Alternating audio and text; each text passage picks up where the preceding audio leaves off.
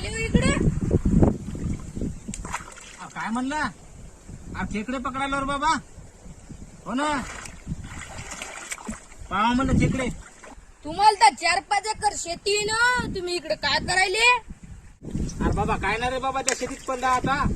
सगळी शेती पुराच्या पाण्यानं वाहून गेली, काहीच नाही राहिलं. आता म्हणलं खेकडे तरी पाहावं म्हणलं आता पाठाना. हेच धंदा चालू करावं म्हणलं. आता काय करावं मग? आता कशी बशी कमाई करावं लागेल का नाही?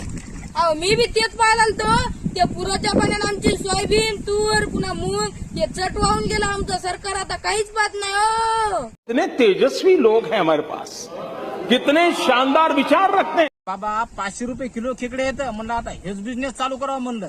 सगळी शेती तर वाहून गेली, सगळी खरडून गेली, आणि सोयाबीन वाहून गेली, तुरे वाहून गेली. आता काय राहिलं म्हणलं, हेच धंदा चालू करावा म्हणलं. त्याच्यामुळे आता तुझी शेती कसं काय रे? आता शेती काहीच चांगली नाही रे. खेकड्याचा व्यवसाय तरी बरा आहे. 500 रुपये किलो आहे काय.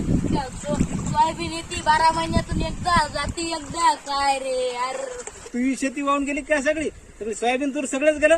अरे मग एक काम कर ना, आता काहीच नाही राहिलं आपलं. आता तू ये ना मग खेकडे पकडायला.